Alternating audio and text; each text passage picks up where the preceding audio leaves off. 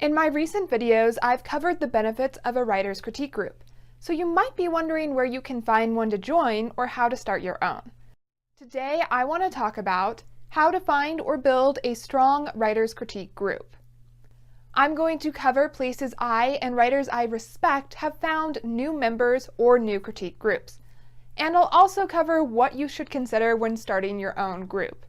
This is Ignited Ink Writing, a channel dedicated to helping writers like you transform your writing so it lingers with your readers, because writing that lingers gets remembered and recommended. I'm Caitlin Burvey, editor and writer. Let's start with where to find critique groups or new members. The first place, and in my opinion one of the easiest places to find new critique groups or members, is writing classes. This is everything from a community class to a writer's conference to an MFA program. In these courses, you're going to find other writers who want to improve their craft. That's the type of person you want in your group, because these people are going to be open to feedback and actively trying to improve. I also recommend writing classes because you'll get a feel for how each other write. You'll get to hear samples from your peers and maybe even work together on a writing project. That way you can make sure both their personality and their writing style is a good fit for your group or the group that you're trying to create. Remember from the previous episode that part of a good writer's group is chemistry. If you're looking for a writer's critique group or new members, let your class know. They might have a group going that you can join, or they might be looking for a group too and you can team up together. The second place I recommend looking for a writer's critique group or new members is a writer's organization.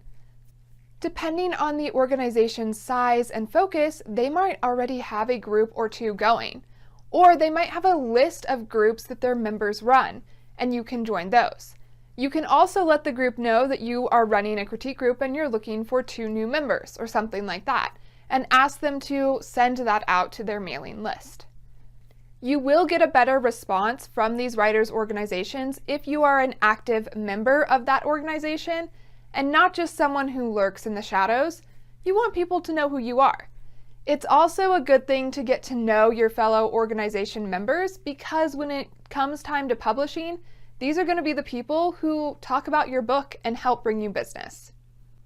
In general, talking to other writers is a great way to find critique group members and critique groups.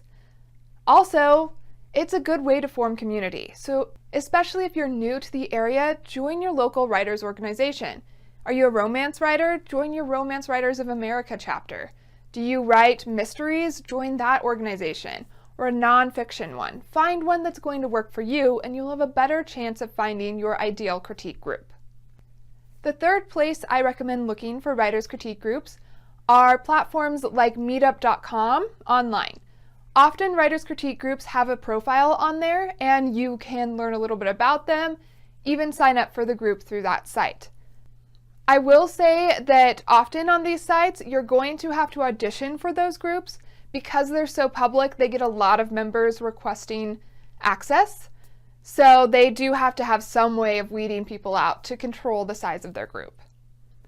Online in general is a great option for writers' critique groups. More and more groups are exclusively online. They might meet via Skype or just exchange written feedback. This can work really well for writers who are isolated, they live out in the middle of nowhere, or who have a very demanding day job and have to fit their writing into their day job schedule. So those are some places you can find writers' critique groups. Next, I want to talk about what to consider when creating your own critique group. The first 2 things you need to think about are when and where. What time are you going to meet? What day of the week? How often? Are you going to be a weekly group or a monthly group? Or an every other week type of a group? This will partially depend on how many pages members are allowed to submit each time and how many members you have. If you have a lot of members, you're meeting weekly and everyone gets to submit, then you might only get to submit up to 5 pages each time you meet. But if you meet every other week and you rotate which members submit each member might get to submit 20 pages every time their turn comes up. It depends on the goals of your group. Are you trying to get through a book or are you trying to go scene by scene? The time of day will depend on your schedule. You're the one who's putting this group together, so you get to make some of these choices. If you have a day job, after work and weekends can be great times to meet with other writers who have day jobs. There are several free spaces available for critique groups to meet at. Many alfalfas have a community room that's free. Most libraries have this. If you're an active member of a church, often you can use their rooms when they're not using it for church events for free. Barnes and Nobles often have tables, and they would love to reserve them for writers because you are their people, right? You might also meet at a member's house or an apartment complex community room. So there are free options available. I don't recommend places like coffee shops because they tend to get a little too loud, and there's no guarantee that you're going to have enough seats for everyone. After that, you want to think about the submission format. Is everyone going to go every week? How many pages are going to be submitted? What does that submission need to look like? All of my groups that I participate in require standard manuscript format. This means when you submit a piece for critique, it's 12-point font, Times New Roman or something similar, double-spaced, and easy to read. All of these things make it easy to read and to leave notes on the piece. So someone can circle a word that you misspelled and have the space to write above the word the correct spelling. That's why you want to double space for critique groups. Now, after your critique group's been going for a little while, you might find that a different format works better. That's totally fine. Do what works for your group. I also recommend submissions have page numbers. So when you're talking about a specific section, you can say something like on page 5 in this paragraph, and everyone can turn to that page to follow along. The last thing I want to say about submissions is you need a submission deadline. There are going to be people who are going to wait until the last minute to submit their piece. So if you don't have a deadline, you're going to get people submitting the night before you meet, and that's just not okay. Not everyone is going to have time to review those pieces the day of the meeting. I usually recommend having pieces be submitted 5 to 7 days before you meet. Depending on how many members of your group you have and how many pages each person is submitting, that gives your members plenty of time to critique everyone's pieces without feeling rushed. Finally, if you're creating your own group, you also need to think about meeting etiquette. Are you going to require that the author who is being critiqued stays completely silent while everyone is giving them feedback? Or are they allowed to talk and ask questions as you go along? Sometimes you're going to have people who agree with someone's feedback and they're going to want to say, yes, I agree. One of my critique groups requires that we do a thumbs up when that happens. That way we're not interrupting the person giving their feedback, but we still let everyone know that we agree.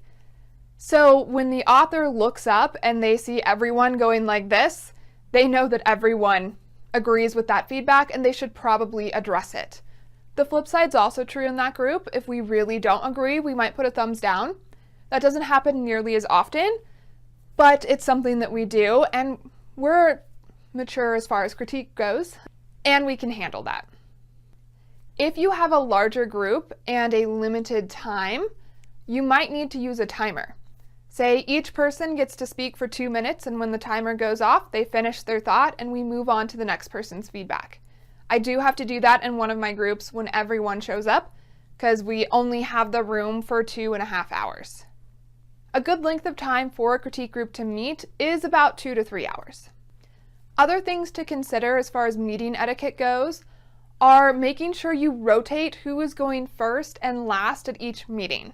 Writers can feel like they're not as important if they find themselves always being the last person to be reviewed. Or the person who goes first every time might have more time spent critiquing their piece than everyone else, and that's just not really fair. So you want to make sure that you're rotating that. How you do that is up to you. It's also good to have a document available to everyone in your critique group with the critique group guidelines. This is something I have posted for one of my critique groups where we use Google Docs to exchange our writing. I have a critique group guideline permanently posted in there. It reminds members what format to submit in, how many pages. It gives some guidelines for how to give critique, that sort of a thing. That way, everyone has access to that information at any time. So those are some guidelines for creating your own critique group. Next, I want to give some advice on leading a critique group from an organizer and editor. I have been in charge of multiple critique groups over the last 6 years, and I can tell you being the leader is not always easy. There's always going to be someone who tries to submit more pages than your group has agreed upon. There's going to be someone who does it in the wrong format, or who's new to group and might need a little bit of hand-holding before they get comfortable. As the leader or the organizer, it's your job to address those things. You have to be the one to make sure everyone is adhering to the guidelines you've set up. That also means, unfortunately, you cannot fudge those guidelines yourself pretty much ever. Otherwise, everything falls apart. I've seen this happen before where the member submitted 2 extra pages. Well, suddenly everyone is submitting 2 extra pages and they can't say anything because they already did it. So make sure that you are following the guidelines. As the organizer, you get to set those up, so you get to set them up to your liking. When addressing a member about a specific concern you might have, make sure you do it privately. Just like if you were the manager of an office, you don't want to talk to someone about something like that in front of the whole group. So if someone is repeatedly submitting too many pages or not giving great feedback, maybe they are never saying anything positive and some people are starting to feel bad about that, then you need to talk to them before group, after group, sometime privately. If you have trouble with confrontation, you can do this through email. Your group members should feel comfortable coming to you about these concerns. If not, then you need to try and be more open and let them know that you're the leader, you will help with these things. After someone does bring a concern to your attention, it's your job to address it. Those are some of the things you're going to have to deal with as the leader or the organizer. It comes with pros or cons, just like being the leader of any group does. Where have you found critique groups in the past that worked for you? Share your experiences in the comments below.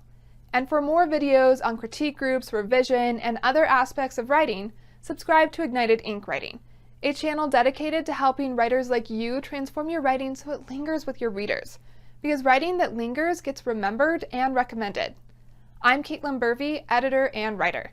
To find out more about me, go to www.ignitedinkwriting.com. There you will also find a copy of my group's critiquing guidelines, so you can have an example to build your group around. And now it's your turn to find or start a critique group to ignite your ink.